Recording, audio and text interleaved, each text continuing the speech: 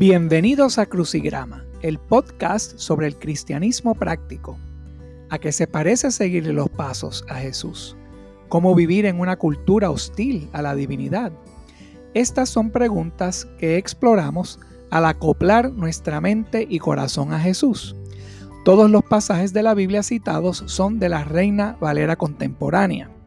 Puedes seguirme en Twitter, @kingdom_saint. Camina con el Señor y serás una bendición.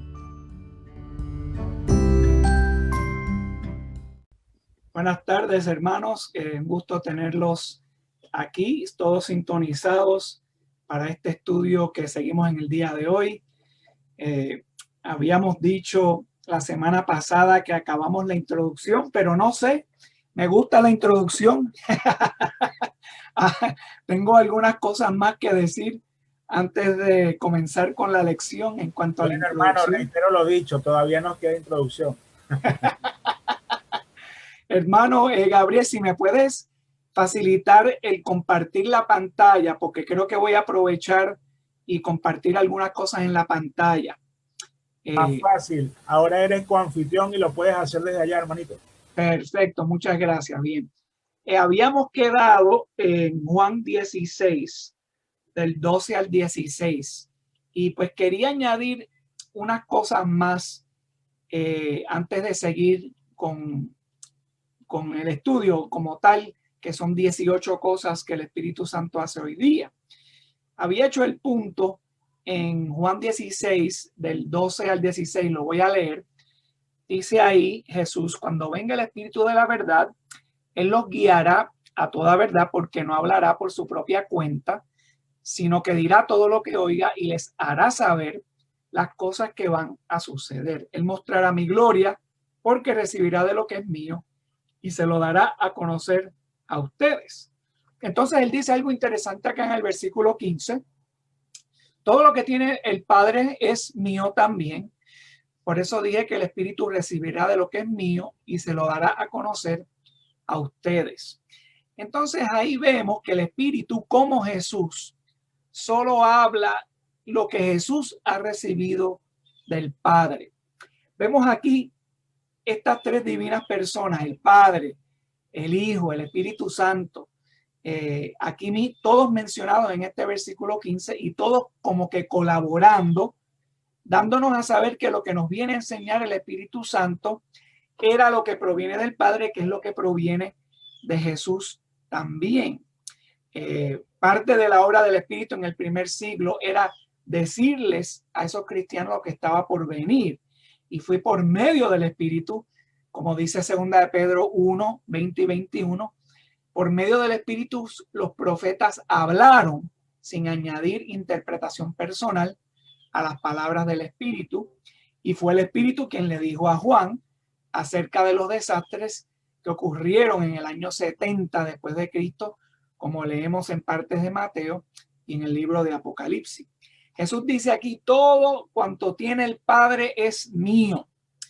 Este es uno de los principales pasajes trinitarios en el Nuevo Testamento. Vemos las tres personas que se distinguen claramente aquí. Se enseña claramente su relativa subordinación. El Padre da todo al Hijo, el Hijo comunica todo al Espíritu, y su igualdad de naturaleza se afirma claramente porque el Hijo recibe del Padre todas las cosas que son del Padre, es decir, su naturaleza, sus atributos, y se las comunica al Espíritu. Y cada una de las tres personas está separada en personalidad, distinguida una de la otra. Las tres interactúan, pero también actúan por separado. Son tres individuos, pero un solo Dios. Jesús no ofrece ninguna declaración filosófica de la deidad o de la Trinidad. Su lenguaje era extremadamente simple, aunque las profundidades de su palabra aún no se pueden discernir del todo. Entonces, lo que dijo Jesús sobre el trabajo del Espíritu Santo lo podemos resumir en estos 7 puntos que voy a compartir con ustedes aquí. Vemos aquí lo que dijo Jesús sobre el Espíritu Santo. 7 cosas vemos. Enseñarle a los apóstoles todas las cosas. Número 2, recordarle a los apóstoles todas las cosas. Número 3, convencer al mundo de su error en cuanto al pecado, la rectitud, el juicio. Número 4, guiar a los apóstoles a toda verdad. Número 5, hablarle a los apóstoles lo que se oye de Jesús. Número 6, anunciar a los apóstoles las cosas venideras. Y por último, glorificar a Jesús. Entonces vemos aquí en Juan 16:15, como les había mencionado, vemos una cadena de autoridad, el Padre, el Hijo, el Espíritu Santo. Todo eso se le da a los apóstoles, que me acordé de una cosa que había dibujado hace mucho tiempo. Por eso está en inglés, pero creo que ustedes la pueden traducir. La autoridad religiosa, ¿cómo viene la autoridad religiosa? Pues todo viene del Padre, ¿no? El Padre se lo ha dado todo a Jesús. Aquí en este pasaje de Juan 16 vemos cómo Jesús se lo va a dar todo al Espíritu Santo. Y ese Espíritu Santo se lo comunica todo por completo a los apóstoles, que hoy en día pues lo tenemos aquí en la palabra de Dios, en la Biblia. Entonces eso es una buena gráfica para simplemente ver esa cadena de autoridad, de la autoridad religiosa. Bueno, continuemos. Habíamos hablado sobre que el Espíritu Santo es parte de la deidad, de la Trinidad. Vemos aquí en 2 Corintios 3:17 que nos dice que el Señor es el Espíritu. Y donde está el Espíritu del Señor, ahí está la libertad. Entonces, aquí vemos que el Espíritu Santo también es el Señor. El Señor es el Espíritu, declara Pablo en este momento. El Espíritu de Dios que promueve la libertad, la comprensión. El Espíritu de Dios no esclaviza a las personas a los principios del mundo. El Espíritu de Dios nos libera. Cuando un cristiano se convierte, él recibe ese Espíritu Santo como promesa de redención y a la misma vez se le otorga una libertad de la ley, como nos dice Gálatas 4:18, una libertad del miedo. Ya el miedo no debe reinar sobre nosotros, como dice Romanos 8:13, y una libertad de la ley del pecado y de la muerte, como dice Romanos 8:2, una libertad del pecado, como dice Romanos 6:18, y una libertad de la corrupción que viene por medio de la carne, como dice Romanos 8:21. Claro, no es una libertad, no es ser libre de obediencia o libre de modestia o libre de moral, no, pero libertad del pecado. Cristo es el Espíritu que da vida, Él quita el velo de nuestros corazones, de los creyentes, y donde está Cristo hay libertad, donde está su Espíritu hay libertad, y por eso vivimos conforme al Espíritu. Romanos 8 del 5 al 6 va a ser un pasaje que vamos a utilizar mucho para demostrar que tenemos que vivir conforme al Espíritu Santo. Dice aquí en Romanos 8, 5 al 6, los que viven conforme a la naturaleza pecaminosa fijan la mente en los deseos de tal naturaleza. En cambio, los que viven conforme al Espíritu fijan la mente en los deseos del Espíritu.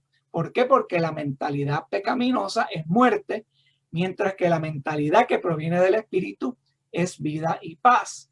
Entonces, la responsabilidad del cristiano, una vez recibe el don del Espíritu Santo, es fijar su mente en esos deseos del Espíritu. En este pasaje de Romanos, hasta el versículo 17, entendemos una serie de cosas que voy a compartir con ustedes nuevamente aquí. Me encanta el poder compartir aquí la pantalla, se hace muy fácil. Vemos aquí la mente fijada en la carne. 4 cosas. La mente fijada en la carne es muerte, es hostil a Dios, no puede agradar a Dios, no pertenece a Dios, no pertenece a Cristo, mientras que la mente fijada en el Espíritu es vida y paz, da vida a nuestros cuerpos, como dice el versículo 11, da muerte a las fechorías del cuerpo, como dice el versículo 13, pertenece a Dios como hijo de Dios, es legado de Cristo y se glorificará con Cristo.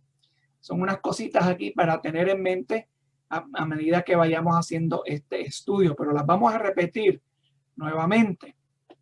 Entonces, ¿qué más podemos decir del Espíritu generalmente antes de entrar en esas 18 cosas? Bueno, podemos decir también que la sabiduría únicamente se obtiene por medio del Espíritu Santo. Pablo lo dice en 1 Corintios capítulo 2, versículo del 10 al 14. Él dice, ahora bien, Dios nos ha revelado esto por medio de su Espíritu, pues el Espíritu lo examina todo hasta las profundidades de Dios. En efecto, ¿quién conoce los pensamientos del ser humano sino su propio espíritu en él? Asimismo, nadie conoce los pensamientos de Dios sino el Espíritu de Dios. Nosotros no hemos recibido el espíritu del mundo, sino el Espíritu que procede de Dios, para que entendamos lo que por su gracia Él nos ha concedido. Entonces, hermanos, aquí en este versículo 12, vemos que el Espíritu Santo se nos da para nosotros poder entender ciertas cosas de su gracia mediante la palabra de Dios. En el versículo 13, él continúa, esto es precisamente de lo que hablamos, no con palabras que enseña la sabiduría humana, sino con las que enseña el Espíritu, de modo que expresamos verdades espirituales en términos espirituales. El que no tiene el Espíritu no acepta lo que procede del Espíritu de Dios, pues para él es locura. No puede entenderlo porque hay que discernirlo espiritualmente. Entonces vemos aquí que las cosas, la sabiduría espiritual solamente se puede entender, solamente se puede discernir en aquellos que tienen ese espíritu, que han recibido el espíritu, el don del Espíritu Santo. Y es una relación muy íntima que se nos ha dado con el Espíritu Santo, tan íntima que vemos aquí, como el Espíritu conoce las cosas de Dios. Así íntimamente el Espíritu nos va a dar luz, a poder entender y discernir las cosas que vienen de Dios mediante su palabra. Claro, cuando somos jóvenes en la fe, entendemos las palabras de Dios, pero de una manera un poco superficial, ¿no? Porque las palabras de Dios se pueden entender superficialmente, se pueden dar a entender simplemente por lo que son, pero al crecer, al madurar en el Espíritu, hay profundidades en la palabra de Dios que solamente se pueden discernir mediante el Espíritu, solamente se pueden entender mediante los que son espirituales, mediante las personas que quieren agradar el Espíritu Santo. Y las características de estas profundidades son marcadas por el entendimiento de la gracia, la misericordia, el amor, el perdón que hemos recibido y que por lo tanto queremos reflejar en nuestra enseñanza, en nuestra vida. Los que no alcanzan estas profundidades reflejan en su vida, reflejan en su enseñanza el prejuicio, el legalismo, el criticismo, porque esas son cosas que vienen de la carne, no son cosas que proceden del espíritu. Estas personas todavía no tienen el entendimiento espiritual, no son maduros espiritualmente, tienen un entendimiento rígido, limitado por su percepción carnal. A través del Espíritu Santo también recibimos dones, y quiero hablar de esto un poco, porque a veces tenemos algunas dudas de cuáles son esos dones del Espíritu Santo. Sabemos que hay dones milagrosos que dio el Espíritu Santo en el primer siglo, y la mayoría de esos dones los podemos leer en una lista que hay en 1 Corintios capítulo 12, versículo del 4 al 10. Encontramos una lista de 9 dones milagrosos en ese pasaje. Ahora, ¿hay dones que nos dan el Espíritu Santo hoy día? Sí, hay dones que da el Espíritu Santo hoy día. Pablo los menciona en Romanos 12, del 6 al 8. Fíjense cómo dice aquí. Dice, tenemos dones diferentes según la gracia que se nos ha dado. Si el don de alguien es de profecía, que lo use en proporción con su fe. Si es el de prestar un servicio, que lo preste. Si es de enseñar, que enseñe. Si es el de animar a otros, que los anime. Si es de socorrer a los necesitados, que dé con generosidad. Si es el de dirigir, que dirija con esmero. Si es el de mostrar compasión, que lo haga con alegría. Fíjense que estos dones que se mencionan en este pasaje son muy diferentes a los mencionados en 1 Corintios 12, que llevan un tema milagroso. O sea, son dones que hoy en día no los vemos, como el de hablar en lenguas, el hacer milagros, sanaciones, cosas así. Eso nadie lo hace hoy día. Pero estos dones mencionados aquí en Romanos 12 son dones que sí podemos discernir, que se pueden practicar en el día de hoy si interpretamos la profecía como el predicar, que eso también es lo que significa esa palabra. Fíjense aquí, la profecía mencionada. Esa palabra que se traduce como profecía en realidad viene del griego, que significa pregonar o pronosticar los propósitos de Dios, que no necesariamente tiene que ser algo milagroso. Era milagroso en el primer siglo porque ellos no tenían la palabra de Dios y por lo tanto el Espíritu les estaba dando esas palabras. Pero hoy día que ya tenemos la palabra, cuando la predicamos, si alguien tiene ese talento, si hay algún hermano que tiene ese talento de exponer estas cosas de Dios, de pregonar los propósitos de Dios, entonces ese es un don que viene mediante el Espíritu Santo. Y él dice aquí que hay que usar este don en proporción a nuestra fe. Es decir, todos somos llamados a declarar los propósitos de Dios, pero hay algunos hermanos que poseen un don de hacerlo de una manera tal vez un poco más excelente y son llamados a ese servicio de predicar. Estos hermanos se les ha dado una habilidad para conocer los propósitos de Dios por medio de elocuencia que tienen en su prédica o tal vez un conocimiento profundo que tengan de la palabra de Dios. Él menciona aquí el don de servir, que viene del griego diaconía. De ahí sacamos el oficio, ¿no?, de diácono. Pero aquí se habla del servicio en general, no se está hablando de ser diácono, pero se está hablando de algunos hermanos que tienen un don para el ministerio, para preparar a los demás hermanos, para servir, para ser servidor. Todos poseemos distintos talentos para servir al cuerpo de Dios de varias formas.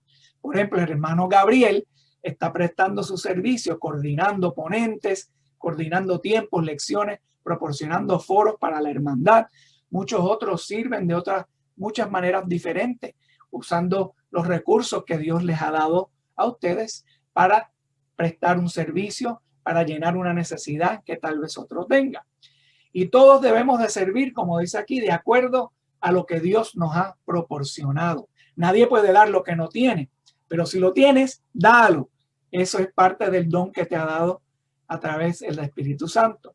Dice aquí el enseñar, que viene del griego didasco, que significa instruir, explicar, inculcar doctrina.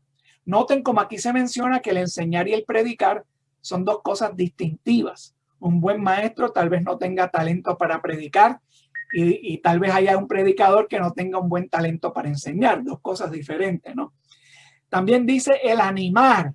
El animar, interesantemente, viene del griego parakaleo, que es el mismo nombre o el mismo título que se le da al Espíritu Santo, de consolar, confortar, instruir.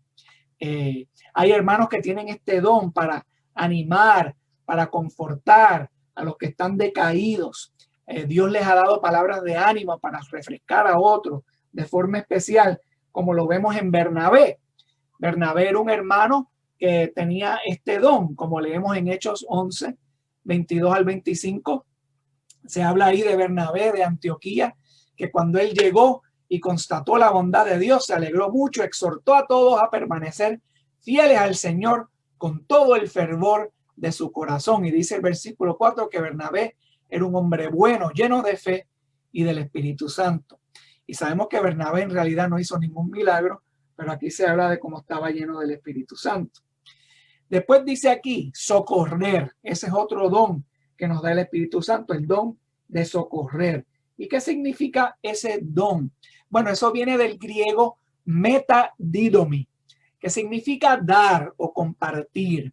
Estos son hermanos que están buscando siempre a los necesitados. Tienen ese don de querer tratar de encontrar maneras de satisfacer las necesidades de otros, ya sea compartiendo lo que tienen, regalando, siendo ingeniosos de otras maneras, utilizando recursos, siempre dando, siempre siendo generosos, dando con mano abierta.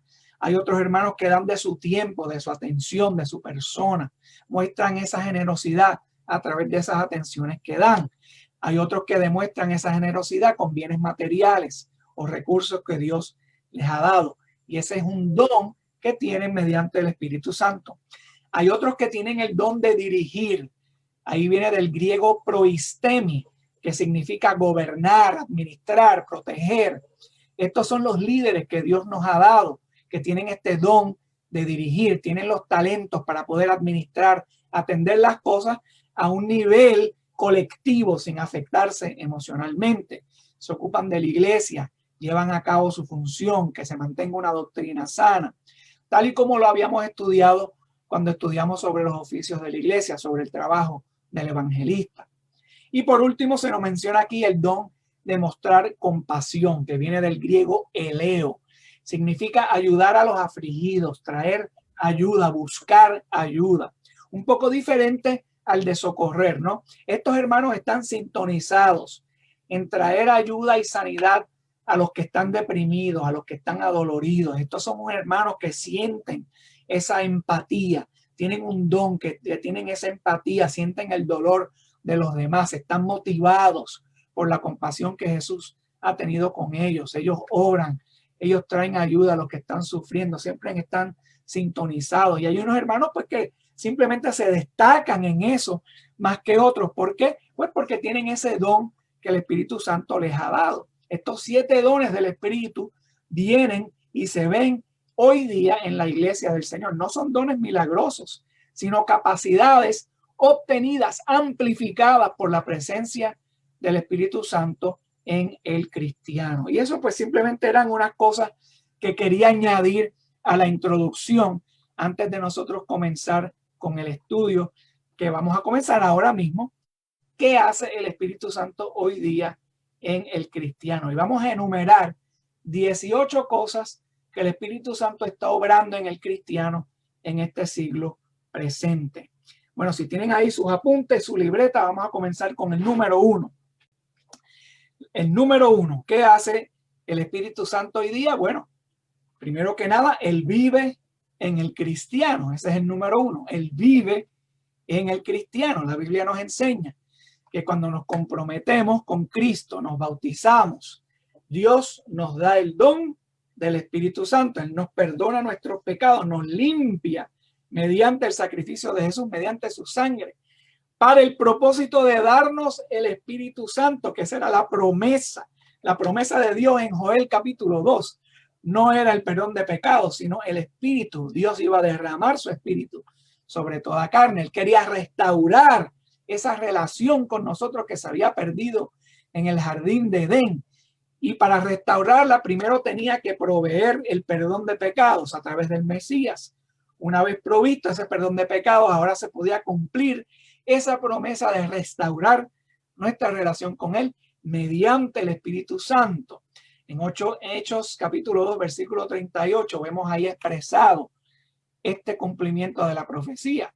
Arrepiéntanse, bautícense cada uno de ustedes en el nombre de Jesucristo para perdón de sus pecados y recibirán el don del Espíritu Santo. Don ahí significa del griego charis, que significa un regalo. Ese es el regalo de Dios, la promesa de Dios, las primicias de la promesa de Dios. En Romanos 5:5 leemos: esta esperanza no nos defrauda porque Dios ha derramado su amor en nuestro corazón por el Espíritu Santo que nos ha dado. Ese Espíritu Santo, al darnos, ahí reside el amor de Dios en nuestro corazón. ¿Cómo? No sé cómo, hermanos, no es algo que se pueda explicar de forma material, porque son cosas espirituales que solamente se pueden discernir según el Espíritu Santo. En Hechos capítulo 5, versículo 32, leemos: somos testigos de estos acontecimientos y también lo es el Espíritu Santo que Dios ha dado a quienes le obedecen. Entonces vemos aquí estos pasajes que testifican que a nosotros, los que han obedecido el Evangelio, se les ha dado este don del Espíritu Santo. Han recibido el Espíritu Santo cuando obedecemos la palabra de Dios por medio del bautismo. Lo que es muy interesante en estos pasajes es el tiempo del verbo que se utiliza cuando dice que hemos recibido el Espíritu. El verbo en estos pasajes está en el tiempo, en el griego, que no existe en el idioma de español. En el idioma de español tenemos muchos tiempos, ¿no? Pasado, presente, futuro, pasado pluscuamperfecto, futuro perfecto, imperfecto y un montón de otros tiempos los cuales no conozco. Pero en el griego existe el tiempo aorista, que es muy interesante porque es un tiempo que habla de una acción que ocurrió en el pasado sin necesidad de tener que ocurrir otra vez. Es una acción que ocurre una sola vez y ya No tiene que ocurrir más. Es una sola acción sin repetición. Y estos verbos utilizados en estos versículos que les leí utilizan este tiempo indicando que el Espíritu se recibió en ese momento cuando nos bautizamos y ya habita en nosotros. Considera este próximo pasaje en Romanos 8, del 9 al 15. Dice aquí: ustedes no viven según las intenciones de la carne, sino según el Espíritu, si es que el Espíritu de Dios habita en ustedes. Y si alguno no tiene el Espíritu de Cristo, no es de él. Pero si Cristo está en ustedes, el cuerpo está en verdad muerto a causa del pecado, pero el Espíritu vive a causa de la justicia. Y si el Espíritu de aquel que levantó de los muertos a Jesús vive en ustedes, el que levantó de los muertos a Cristo también dará vida a sus cuerpos mortales por medio de su Espíritu que vive en ustedes.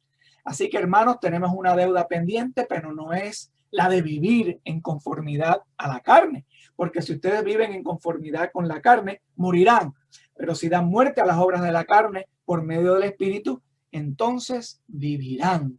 Porque los hijos de Dios son todos aquellos que son guiados por el Espíritu de Dios. Pues ustedes no han recibido un espíritu que los esclavice nuevamente al miedo, sino que han recibido el espíritu de adopción, por el cual clamamos: Abba, Padre.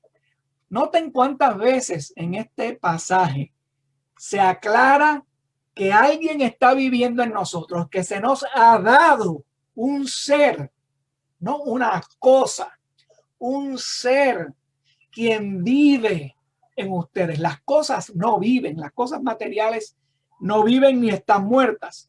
El que puede vivir es una vida, un espíritu viviente, es una persona. Y aquí un sinnúmero de veces se ha mencionado en el versículo 10, Cristo está en ustedes.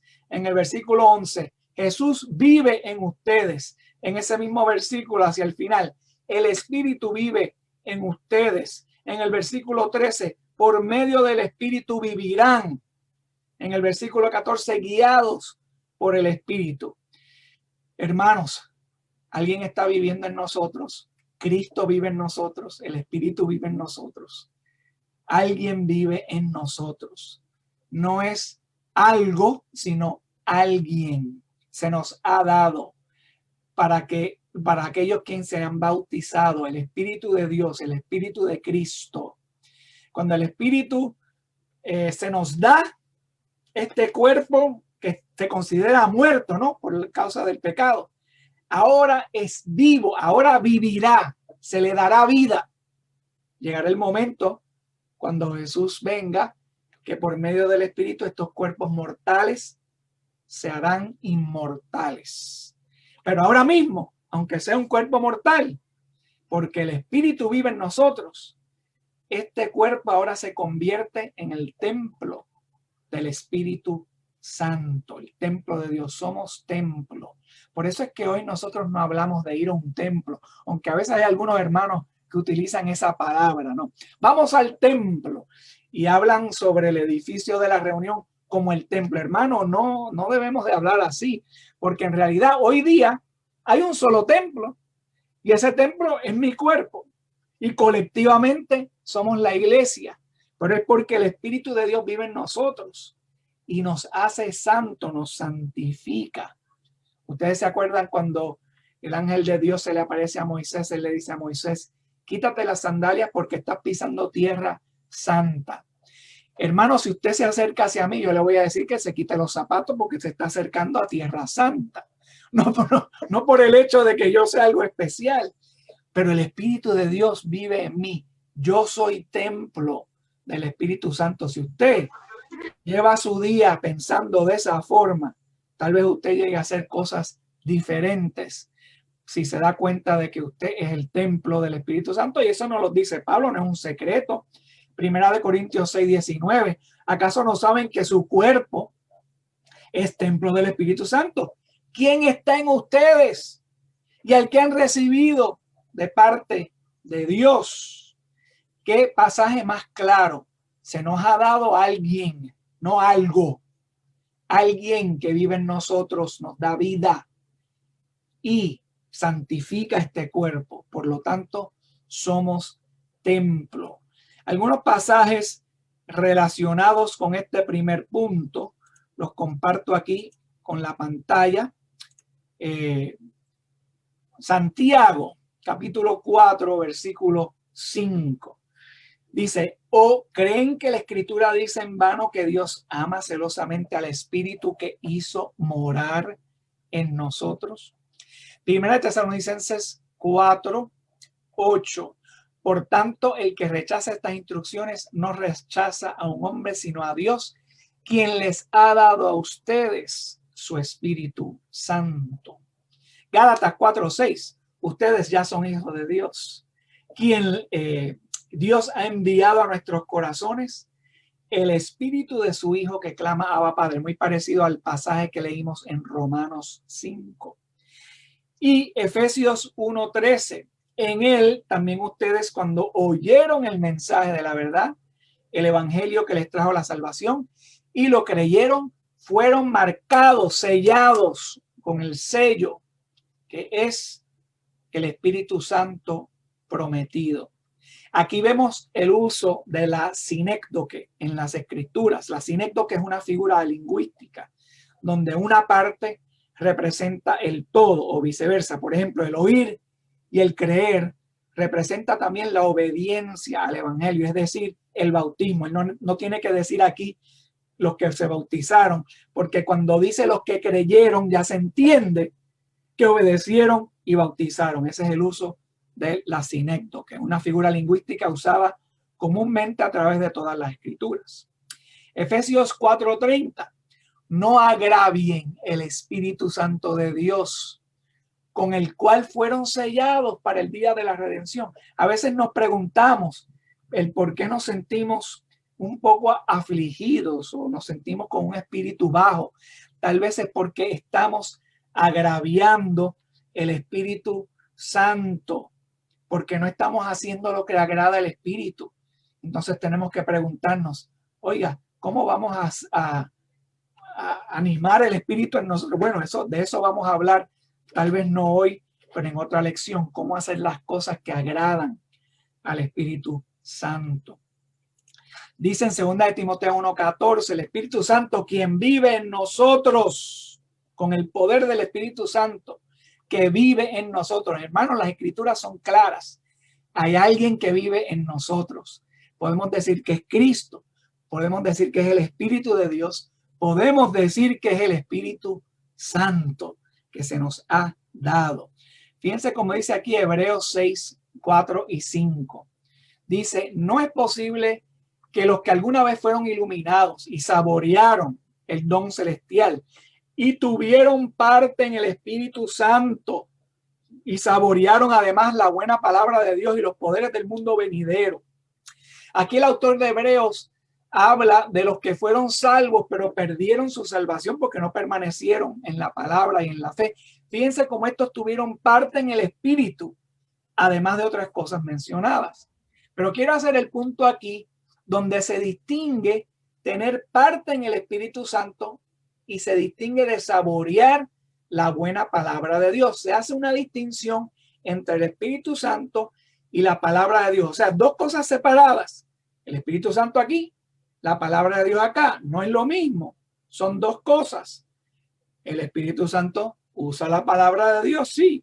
Y la palabra de Dios habla del Espíritu Santo, sí, pero son dos cosas diferentes. ¿Por qué hago este hincapié? Porque hay algunos en nuestra hermandad que no creen que nosotros poseemos un ser viviente, el Espíritu Santo. No creen que el Espíritu Santo se nos ha dado. Y cuando ellos oyen estas palabras o estos pasajes que estoy compartiendo con ustedes hoy día, lo interpretan queriendo decir, no, están hablando de la palabra de Dios y como que sustituyen el Espíritu Santo por la palabra de Dios. Ellos creen, no es que el Espíritu Santo esté en nosotros, sino que está hablando de la palabra de Dios. La palabra de Dios está en nosotros porque la leemos, porque la memorizamos. Ese es el Espíritu Santo. No y no. Eso no es el Espíritu Santo. ¿Acaso no han visto aquí todas estas escrituras que claramente hablan de un ser viviente que se nos ha dado, el Espíritu de Dios, el Espíritu Santo? Y este pasaje en Hebreos 6, 4 y 5 claramente hace una distinción, que el uno no es lo mismo que el otro, porque aquí los que fueron iluminados tuvieron parte en el Espíritu Santo y saborearon la palabra de Dios. Dos cosas diferentes. Quería hacer eso claro, hermanos, para que ustedes tengan mejor entendimiento de lo que nos enseña la palabra de Dios. Primera de Juan 4:13 dice: ¿cómo sabemos que permanecemos en Él y que Él permanece en nosotros? Porque nos ha dado de su Espíritu. Segunda de Corintios 1:22, nos selló como propiedad suya, puso su Espíritu en nuestro corazón como garantía de sus promesas. Segunda de Corintios 5:5, es Dios quien nos ha hecho para este fin y nos ha dado su Espíritu como garantía de sus promesas. Qué muchos pasajes aquí, hermanos, para ver y para saborear lo que es el Espíritu Santo y entender todas estas cosas, todas estas bendiciones que tenemos, porque Cristo nos dio otro consolador, nos ha dejado a ese consolador viviendo en nosotros, un ser espiritual. Claro, no lo podemos sentir, nadie puede decir, ay, me siento lleno del Espíritu Santo. No, a lo mejor tienes gas porque comiste muchas habichuelas o algo. No, el Espíritu Santo no se puede sentir, es un ser espiritual, pero sí se discierne mediante el fruto que produce en tu vida, y eso lo vamos a estudiar un poco más luego. Pero voy a terminar aquí porque les he dado ya mucho. Hemos visto muchísimos pasajes aquí y solo hemos tocado ese primer punto, que el Espíritu vive en nosotros hoy día. Eso es algo que está ocurriendo hoy día. Hermano, disculpe una pregunta, hermano Pedro. Adelante, sí. Cuando usted dijo que, bueno, yo también estoy sorprendida y me estoy recién, y gracias a Dios gracias hermano, y gracias a Dios también por que está dando la oportunidad de poder tocar estos temas que en mí particularmente nunca he escuchado yo que se habla en la Iglesia de Cristo, temas profundos como la del Espíritu Santo. Es primera vez que yo estoy escuchándome. Así tan profundo, ¿no? Y cuando usted dijo que no se dice llenos del Espíritu Santo, cuando dice en Efesios 5:18, hermano, que habla ahí dice, y no os embriaguéis con vino, en lo cual hay disolución, sino ser lleno del Espíritu. ¿A qué se está refiriendo ahí, mi hermano? Cuando dice llenos del Espíritu. Eso lo vamos a tocar en el futuro, el tema, pero la respuesta corta es cuando podemos llenarnos. Jesús habla de los que tienen ojos llenos de luz y los que los que se llenan de oscuridad, ¿no? Él dice que donde fijamos nuestros ojos, podemos tener ojos llenos de luz y llenarnos de luz y tener luz por dentro, o podemos tener oscuridad, y eso es a través de lo que fijamos nuestra mirada. Por eso la Biblia nos dice, fijemos nuestra mirada en las cosas celestiales, fijemos nuestra mente en el Espíritu Santo, no pongamos nuestra mente en los deseos de la carne. Y esa siempre es la diferencia de la que habla la Biblia, esa comparación, ¿no? Que se hace entre las cosas de la carne y las cosas del Espíritu. Fijar nuestra mirada en las cosas de arriba, no en las cosas de abajo. Fijar nuestra mente en las cosas del Espíritu, no en las cosas de la carne. Y cuando la Biblia habla de llenarse del Espíritu Santo, no es que estamos vacíos o que no tengamos el Espíritu y de que de repente ahora el Espíritu viene y nos llena. No, porque el Espíritu ha habitado en nosotros desde el día que nos bautizamos y desde el día que Dios nos dio ese don. Pero simplemente el llenarse del Espíritu Santo indica, en vez de buscar las cosas, como en ese versículo que leíste, dice, no nos embriaguen, no busquen las cosas que tal vez satisfagan lo material, lo carnal. No nos llenemos de esas cosas porque es una llenura temporera, sino que busquemos llenarnos del Espíritu Santo. Una de las formas de hacer eso es a través de la palabra de Dios. si nos sentimos vacíos, si sentimos que estamos un poco distraídos. Fijemos nuestra mirada en lo espiritual, pensemos en las promesas de Dios. Casi siempre eso conlleva ir a la palabra de Dios, leer algunos salmos, acordarnos de algunos salmos, escuchar alguna lección, algún sermón, alguna música cristiana. Todas esas son formas de llenarnos del Espíritu Santo, porque eso trae a memoria lo que el Espíritu Santo quiere que nos acordemos, ¿no? Mediante su palabra. Sí. Pero hay algunos que, pues, no sé, tal vez confunden.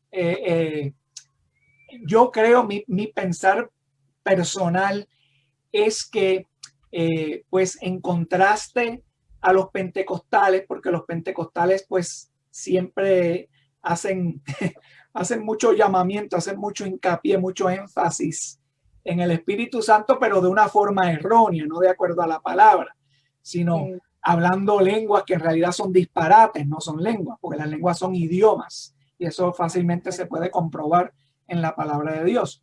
Pero muchos, pues, tal vez no saben dominar el tema y simplemente dicen, no tenemos el Espíritu Santo, lo que es la palabra de Dios.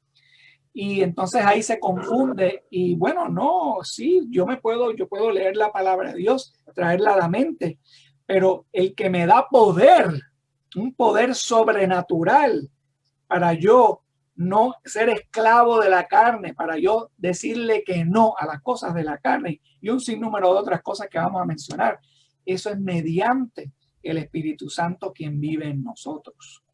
Hoy en día vemos la emoción utilizada como algo espiritual. Y la hermana, déjame buscar su nombre, la hermana Alex. La hermana Alex mencionó algo que hay que a veces tomarlo y decirlo con un poco de cuidado, porque sí, yo me siento muy feliz a veces, siento cosas. Hermana, usted habló de su conciencia y creo que cuando sentimos algo o sentimos alguna emoción o tenemos algún cargo de conciencia, que a veces eso se siente, ¿no? Un cargo de conciencia, sea positivo o negativo, a veces pues se muestra emocionalmente. Pero yo pienso que todo eso es perteneciente a la carne o a la conciencia. Y lo separo del Espíritu Santo porque, Gabriel, tú mencionaste algo ahí muy importante. Y es que lo que hace el Espíritu Santo de nosotros no tiene nada con ningún esfuerzo, habilidad o talento que venga de nuestra parte. Simplemente es el Espíritu de Dios. ¡Pam! Y Él está obrando en cada uno de nosotros. Algunos de nosotros tenemos más sentimientos en nuestra conciencia, tenemos una conciencia un poco más sensitiva que otros, pero el hecho de que yo no sienta algo y que la hermana Alex me diga que ella sintió algo, no significa, tal vez yo no tengo el Espíritu Santo porque yo no sentí lo que ella sintió. No podemos hablar de esa forma y tenemos que tener mucho cuidado porque el Espíritu Santo es espíritu, no es de la carne. Entonces hay que tener esa diferencia entre lo que es la conciencia, que sí causa que a veces sintamos culpa o que sintamos alegría o que sintamos algún confortamiento o contentos, y diferenciar eso de lo que es el Espíritu Santo. Y eso hay que tener eso muy claro porque no queremos caer en el error que caen muchos pentecostales y otros que utilizan ese lenguaje, ese emocionalismo, y quieren definir el cristianismo con el emocionalismo. Y eso son dos cosas muy, muy diferentes.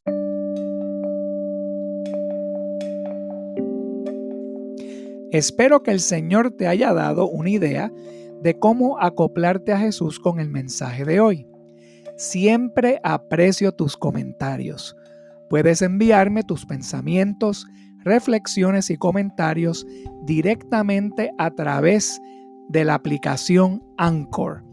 También puedes conectarte conmigo a través de Twitter, @Kingdom_Saint. Camina con el Señor y serás una bendición.